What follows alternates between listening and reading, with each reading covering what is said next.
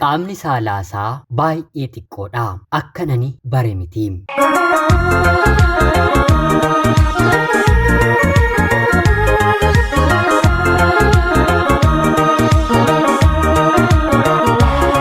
Yeroodhaaf maqaa kiyya himachuun barbaadu kanan dhaladheetti guddadhee Jiituu Magariituu Oromiyaa keessattidha.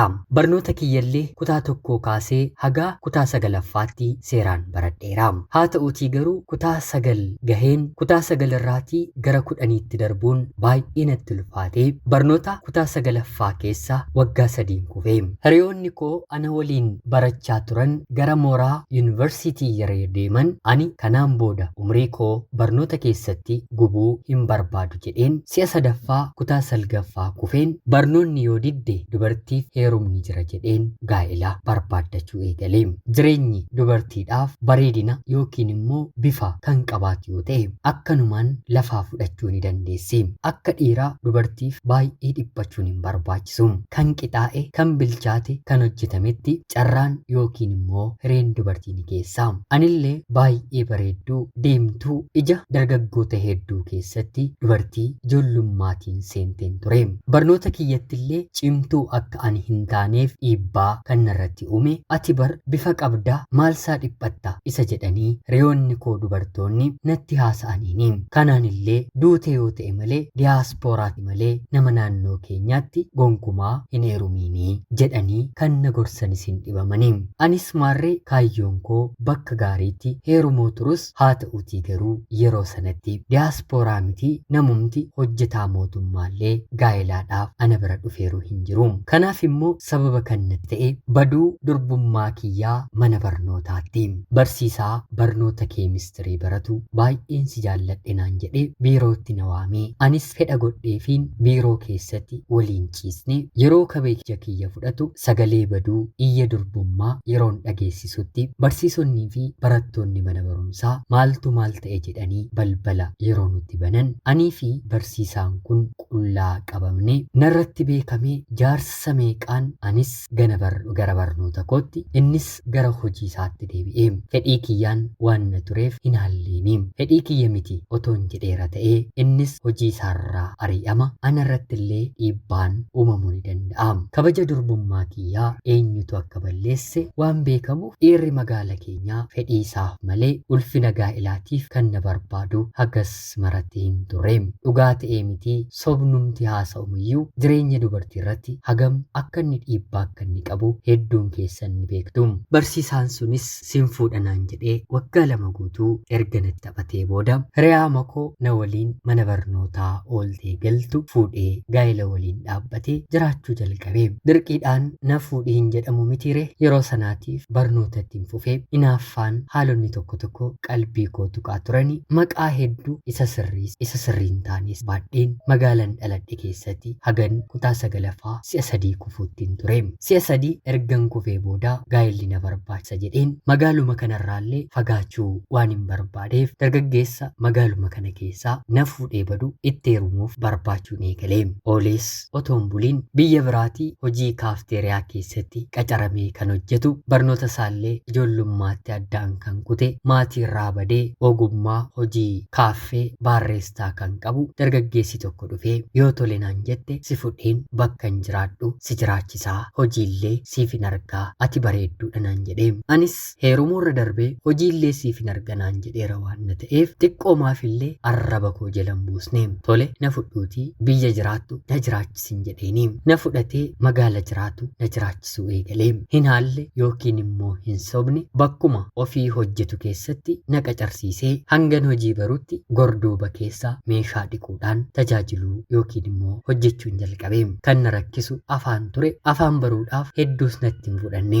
Abbaan qabeenyaa mana kaaffee sanaa baatii 4 mana sana keessa ergan hojjedhee booda akkan keessummeessisiistuu ta'uu na qacaree miindaanis naaf dabalame hojjechuun jalqabee. Yeroo kanatti jaalalleen koo yookiin immoo abbaan manaan koo ammasiifillee miindaan wanta dabalameeruuf maaliif mana kireeffannee qofaatti waliin hin jiraannu moo jedhee na gaafate. Anis haalonni tokko tokko mana sana keessaa waan natti tolleef tole baay'ee natti tolaa, miindaa keetiin gatii kiraa kanfalla, miindaa kootiin immoo wantoota nu barbaachisu tokko tokko itti guuttannaa jennee mana sana hojjechaa jiraachuu fufne. Kan nama ajaa'ibu abbaan manaan koo battaluman keessummeessisiistuu ta'u natti hinaafuu jalqabe. Manni kun naaf hin taane waan ta'eef mana kana keessaa bahuu qabna naan jedha. Gaafii immoo gara hojii kee duraatti deebi'uu qabda naan jedha. Sababiin kana immoo namoota tajaajilamuu dhufanii waliin nan haasa'a, nan kolfa, tiippii qarshii muraasa argachuuf daqiiqaawwan muraasa wantan waliin haasa'uuf inni immoo fuuldura dhaabbatee wanta na arguuf isatti hin tolle. Ani garuu maallaqniin dabalataan argadhullee miindaa koofaa caalaa wanta dhufeef lakki hin gadhiisu hojii kanaa, naaf ta'eeraa, natti toleeraa, yoo ofii kee mana kanaa dalaguu jibbite bakka biraa deemuu ni dandeessan jedheeni. Akkuma isaattuu galgala walitti bu'aa guyyaa nagaa fakkaachaa anaaf abbaan manaan koo otoo walitti buunuu waggaa 2 baatii 4 kaaffee sana keessan dalagee. Turtii waggaa 2 baatii 4 booddee manaajira ta'ee dargaggeessi haaraan tokko kaaffee kanatti ni qacarama. Hoo bareedinni isaa kan dhiiraa otoo hin taane kan dubartiidha jedhamuu danda'a. Namatti hin dubbatu, hojii isaa qofa ilaala. Asii abbaan manaan koo halkaniif guyyaa natuma na rukuta mitiire, qalbiin koo immoo deemtee dargaggeessa kanarra buute. Akkan qalbiin koo abbaa manaa koo bira hin jirrellee ifaaf ifatti turtii waggaa 2 baatii 4 booddee itti hima. Yeroo kanatti inni magaala kana keessatti anaan dhiistee nama biraa waliin miilla kee dhaabdee jennaan morma kee sirraa kuteen peestaalii godheen warra keef ergaa jedhee natti aadata ture. Ani garuu otoo gurbaan kun na hin fedhiin, na hin jaallatiin qalbii koo guutummaa guutuutti na booji'e. Abbaa manaa koo bira haasa'urra isa waliin dhaabbadheen yoon haasa'e natti tola. Dhumarratti maaltu yoo ta'e gaariidha. Abbaan manaan koo gurbaa kanatti naafuun fuullee yookiin immoo xaarmusii itti darbachuun gurbaa kanatti rukutee miidhaan xiqqoorra gahe. Kanumaan abbaan manaan koo mana kana keessaa ari'ame. Anis guyyaa sanarraa kaaseen gara abbaa manaa kootti deebi'uu dhiiseen mana ciisichaa kaaffee sana keessa nuuf kenname keessaa buluun eegale. Yeroo tarii abbaan manaan koo na dubbisuudhaaf dhufu adaraa seeraa narraa qaba, namni kun nagaa gara kootti dhufaa jira miti jechuun abbaa manaa koo ofirraa ariisisuun jalqabe. Dhumarratti abbaan kaaffee isheenis si hin feetu waan na ta'eef lamuu lammataa mana kana keessatti si argee jennaan seerattiin si dhiyeessa jechuun akeekkachiisa kenne. Kanaan ani jaalalaan abbaa manaa koo dhiiseen gurbaa kana qabuun eegale. Akka tasaa ta'ee gurbaan kun gaafii mana kana bula, gaafii immoo maatii isaa bira bula. Kanaan otoo jennu guyyaa tokko galgala maallaqa hojjedhe isa waliin taa'een odii otoo gochaa jirru ifaan ni bada. Ifaan baduun immoo waa hedduu hulaa nama saaqnitiire akka nama sodaatee fakkaadheen harka koo sarra kaawwadheen hammadheen taa'uun eegalee gidduutti miira keesseennee na dhungach jalqabee maaliif dhaabda jedheen ittuman fufsiisee dhumarratti sireen bakki ciisichaa toluun barbaachisiin bakka maallaqa hojjechaa jirrutti warreen kaan ol darbaniirree ciisanii waan na turaniif anaa fi dargaggeessi kun waliin ciisne. Ani dhiira waliin ciisuun muuxannoo waggaa 5 oliin qaba. Inni garuu akka tasaa ta'ee haaraa dhiira dubartiin beekne ture. Akkuma dhimma isaa xumureen haadha koo jedhee natti boo'uu jalqabee maal taate ati dhiira mitmoo jedheen sossobaan ture. Isaaf waan haaraa waan na ta'eef natti fakkaata ni boo'ee halkan sana natti deddeebi'ee. Kan nama ajaa'ibu qaamni saalaasaa baay'ee xiqqoo tokko ture. Homaan ta'u nan guddifadha jedheen yeroo sanarraa kaasee hangan ulfa ta'uu koo barutti guyyaa guyyaadhaan waliin ciisaan ture. Haa ta'uutii garuu abbaa manaa koo waliin waggaa hamma kana tureen daa'imni gadameessa koo keessatti uumamuu kan hin dandeenye, mallattoo ittisaa tokkollee hin uumamu jedheen takkaafillee fayyadamee kan hin beekne isa kana waliin garuu ciiseen naaf hin hafne. Ulfa ta'uu koo dhukkubsadheen mana yaalaa deemeen ofirratti baree. Kallachas dargaggeessa kanatti yeroon himu gonkumaa fudhachuu hin danda'u. Ofiiyyuun guddannee maalan daa'ima guddisaa amma dafiitii ofirraatii baasnaan jedhee. Yeroo kanatti ani akka inni na waliin hin taane waanan 100% beekuuf deemeen daa'ima kana ofirraatii baasisee. Ammas hariiroo kiyya hin dhaabne. Sababiin isaa immoo gurbaan maatii waliin kan jiraatu anaanis jiraachisuudhaaf nama qophii qabu miti. Haa ta'uutii garuu kana gidduutti jaalalleen kiyya kuni otuma fuudhuu barbaadeellee anaan fuudhuu akka hin qabnee fi akka hin barbaanne ifaaf ifatti natti hime. Sababiin isaa immoo ati dubartii waan baay'ee beeku, waan baay'ee argeetudha. Sireerratti illee baay'ee na caaltaa. Ana gakee muuxannoon qabu. Kun immoo dhiiraaf qaaniidha. Dhiirri caaluu malee caalamuu hin barbaadu. barbaadu jedhee yeroo natti dubbatu guyyaa tokko irra deddeebiin waan natti haasa'eef aareen dubartiimtii qaama saalaa kee xiqqishuu hamma ija goondaa geessu waliin si waliin jiraattu haa argamtu malee ani si dhiisuuf qophiidha jedheen itti himee aariidha fakkaata. Guyyaa sanarraatii kaasee anaan dhiisee dubartoota kaaffee keessa jiran ishee heerumteet isheen heerumne kan deesseet kan hin deenye otoo hin jedhiin dhiirummaasaa mirkaneeffachuuf hanga haadha manaa kaaffee sanaa tuqutti irra naanna'ee ciisuu jalqabee dhumarratti garuu otuma nani mana sana keessa hojjedhu baay'ee dhukkubsatee hospitaala seenee eega sanarraatii kaasee maatiinsaa waliin rakkachuu jalqabanii gara hojiittis deebi'ee hin beeku. Erganni mana sana keessaa ba'ee booda jaalalleen koo akka anaaf innis wal dhiisneerru wanta dhagaheef anatu biyyaa si fidatee dhufe miti as dhuftee nagattaa'ee nama biraatti na jijjiirtaa'ee jechuun jaarsummaa natti argatee natti boo'uu jalqabee natti boo'uu qofa otoo hin taane mana sana gadhiiseen yoon ba'e wantan barbaadu akkanaaf godhu natti mun mana kireeffatee maaloo akka duraa keenyatti jaalalaan waliin jiraannaa anis dubartii gara biraa bira deemeera dhiifama naaf godhi atis dhiira biraa bira geesseetta waan ta'eef dhiifama siif hin godhaa jechuun akka haaraatti anis dhiifama godheefi waliin jiraachuu jalqabne. Waanuma kamiifiyyuu mucaa biyya ofiitu bareedaadha mitire anis sana jedheen dhiifama waliif goonee waliin jiraachuu jalqabne.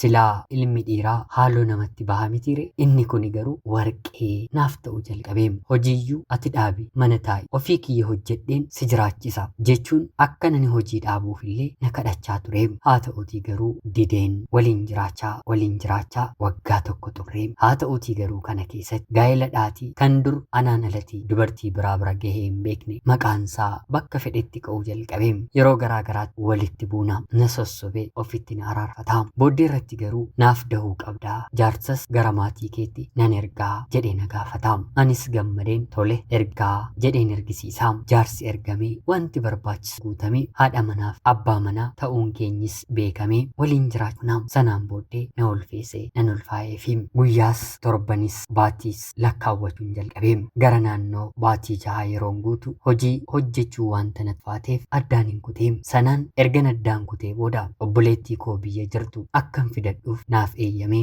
wanta mana keessa barbaachisu hundumaa naaf guutee jaalalleen koo abbaan manaan koo jechuudha. Kanaan booddee baatii 7 torbee tokko akkuma fixeen finfinneedhaa hojiin barbaaddadha. Mana kiraa kan baatii 3 kan faleeraa homaa yaadda'in guyyaa guyyaatti siif hin bilbilaa. Kanaan booddee bifa kee bareedina kee kan madaalu jireenya gaarii si jiraachisuun qabaa. Kanaaf immoo deemuun narra jiraa hojii dhaabbataa ta'e na barbaachisaa jechuun anaa fi obboleettii koo nagaatti nuun jedhee gara magaalaa Finfinnee. Haa ta'uutii garuu yeroo sanarraa kaase sagalee isaa kan ani dhagahee waggaa 7 boodeedha. Akkuma danda'een wantan keessa jiruu fi wanta inni na godhe hiriyoota isaatti yeroon himu akkuma fokkore akkuma arraba isaatiin dubbate godhe miti. Hamma kanaa waliin jiraattanillee garaa laafuu dadhabe miti. Daa'ima isaallee ijaan otoo hin ilaaliin jechuun natti haasa'anii anis maal karoorfatee ture yeroonni na waliin jiraatu jedheen yeroon gaafuuni dubartii kana salphaatti isheen dhiisuu diqaalaa kiyya baachiseenan irraa adda bahaa hanga isheen magaala kana dhuftee na gubde sanyii ishee waliin walitti hin gubaa jedhee nutti himee ture. Yeroo hedduu abbaan manaan kee wanta arraba isaatiin dubbatu gochaatti waan hin jijjiirreef fakkarsumadhaa aarii jaalalarraan jedhaa malee kana godha jedhee namni tilmaameeru hin jiru jechuun natti maniin amma gaa rakkinni erga dahanii booddee bareedinnis dhoqqeedha faayidaa tokkollee hin qabu. Dubartiin daa'ima godhattee miti dhiira tokko waliin dhaabbattee jedhameellee waggaa meeqaa magaalaan dhaladheessatti gatii akkan kanfale isinitti madheera. Amma wanta godhu dhabeen gatii mana kiraallee ofirraa kanfaluun yeroo natti ulfaatu maatii koo jiraachuun natti faate jedheen obboleettii koo qabadheen biyya galeen daa'ima koo gudfa jalqabe. Asin barbaadu achiin barbaadu nan gaafadha nan iyyaafadha mana warra isaan deema obboloota isaan kadhadha homaa as jira nama naan jedhu argachuun dadhabe. Har'a bor ni dhufa jedhee eeggachuun balbala taa'een eeguutti hin fe'u. Haa ta'uutii garuu baatii 1 baatii 6 waggaa 1 waggaa 2 homa afura isaallee dhaga'uun dadhabe. Inni kaan gara biyya hambaatti badeera naan inni kaan immoo fuudhee gaa'ela gaarii jiraachaa jiru naan. Haa ta'uutii garuu daa'imni koo waggaa 3 yeroo naaf guutu obboleessa garraamii tokko innumti ni qaba. Obboleessi isaa hodhu maallaqana waan xiqqootti banan si barbaachisa. Dhalli yoo ta'e dhiiga keenya jechuun naaf kenna. Anis maallaqa sana kabiraatti dabalachuun piroosesii biyya hambaan jalqabe. Gara biyya hambaattis imaleen hojjetachuu jalqabe. Waggaa 2 booddees gadi baheen hiriyoota koo faana hojjechuun eegale. Gaa'ela koo lammataas yookiin immoo sadaffaas nan dhaabbadhe. Haa ta'uutii garuu nama maallaqa kiyya qofa barbaadu waan na ta'e ta'eef abbaa manaa koo waliin hedduu waliin turuu hin dandeenye. Otuman jedhu otoo guyyaan lakkaa'u waggaa 3 walakkaa akkuma ta'een abbaa manaan koo asuma biyya hambaa keessa gaa'ela dhaabbatee ijoolleellee horatee jiraachaa akka inni jiru nan dhagaye. Bilbila isaa barbaade akkam anaaf daa'ima koo gattee deemu yeroon jedhuuni dubartii akka keetiif maaltu malaree hamma ati na sitti taphachuun barbaade gatii ati ittiin na gubaa turte siifan kanfale. Dhiirri haaloo isheen baanne immoo dhiira miti. Ni yaadatta poolisiidhaan yeroo kaaffee sana keessaa na deebisu. Ni yaadatta gurbaa ashaangullitii fakkaatu sana nama diit ijaja keessa ilaal hanguma ati na gubde si gubuu fi gatii koo deeffadheera naan deemu. Jireenyatu akkana karaa kan bahanii karaa kam akka galan hin beekani. Daa'ima ofiirratti dhiiga ofiirrattis haaloo namatti bahuun jira. Anaafoo baga rabbinaaf kenne har'a amma daa'ima qabaachuun koo nama guutuu ta'een nama waliin qixxee akkan jiraadhuuf na gargaareera. Kaleessa garuu anaaf qorumsa bu'aa bahii ture. Ofirra darbeen maatii kooyyuu gargaaraan jira. Daa'ima koo miti. Haa ta'uutii garuu jireenyi dubartii bifa qofaan otoo hin taane tasgabbiillee barbaada. Dirqama barana heerumuu fedhanii baranuma heerumuun dirqama miti. Sababiinsaa ariitii fiigicha dubartootaa keessatti nama akkamiitu maal baatee akka isheetti dhufu hin beeku. Anaan karaa deemamatu dhufee na fuudha. Heerumuma waan hin barbaadeef qofa barnoota waanumaan kufeef ariifadheen gaa'elatti seene. Jireenya koo qofa otoo hin taane daa'ima koollee abbaa malee akka inni guddatuuf kunuunsa haadhaa malee akka inni jiraatuuf sababatti hin ta'e. Ariifachuun koo ana qofa otoo hin taane daa'ima kiyyallee akka miidhu taasise. Dubartiin yeroo heerumtu ofiif qofa miti kan heerumtu. Ijoollee isheefillee abbaa gaarii kan itti argatu kan itti filattudha. Yeroon gurbaa kanattis ta'e gaa'ela gara biraa dhaabbadhu ani jaalalan ilaalle gaaffii keessa koo deebisuuf qofa ariifachaa fiigaan ture. Gaa'elli lammaffaallee akkanuma qofummaa biyya hambaa jalaa dhokachuuf malee abbaa ijoollee koo naaf ta'e ijoollee koo waliin guddisna jedheen yaadeemmi. Amma garuu rabbii carraa naaf kennes naaf kennuu baates wanta kana hundumaa baradheera. Umrii dargaggummaa irratti fedhiin illee hagam rakkistuu ta'us haa ta'utii garuu gaa'ela booddee wanti hundumtuu tasgabbaa'aa waan na ta'uuf fedhii ofiirraa gaa'ela ofii egeree ofii ilmaan ofii boriif yaaduun dhiphachuun barbaachisaadha. Namni nuti waliin jiraannu kan nu jiraachu yookiin immoo kan nu balleessu yookiin immoo guyyaa eegee akkuma koo haaloo kan nutti bahu ta'uu danda'a. Anis wanta gaariin godhe jechuu koo miti. Haa ta'utii garuu dubartiif gaa'elli waan salphaa miti. Gaa'elli ishee takkaa bade bakka itti deebi'uuf baay'ee rakkisaadha. Gaa'elli jaalalaan alaa sababoota garaa garaa irratti hundaa'ee dhaabbate guyyaa eega malee yookiin nagaa dhaba yookiin immoo hinuma diigama. Namatti heerumte nama fuute sana nama kana waliin dhuguma umrii koo guutuu yoon jiraadhe ittillee ye'u ittiin qaana'u jettee murteessitee seenuu qabda. Kana ta'uu baannaan garuu gaa'elli kee akka koo raafamaa ergatti seenteellee hiika kan siif hin qabne dargaggeessi gara biraa dhufe kan si booji'u sitti ta'uu ni danda'a. Kun immoo abaarsas nagaa of keessaan ilmaan gaa'ela akkanaa keessatti dhalatanillee nageenya hin qaban maatii fira kan rakkisan kan isaaniin abaaramanii ta'u. Rakkinni kee har'aa gaa'elatti kan si fiigsu yoo ta'e gaafa rakkinni suni jireenya kee keessaa deemu garatti galagaltu wallaal. Sababiinsaa immoo rakkoo ta'ee kan hin dabarre hin jiru. Gaa'ela dhaabbachuuf bilchaachuu tasgabbaa'uu yoon itti seene jireenya nama kanaan balleessa yoon itti seene jireenya nama kanaan tole jedhanii isa kamiif gaarii akka irra caalaa yaadan murteessaniitti seenuudha malee akka kooti gaa'elli dhaabbatu egereensaa bareedaan ta'u. Ana obbolee keessan biyya hambaarraatti ulfaadhaa nagaatti galatoomaa.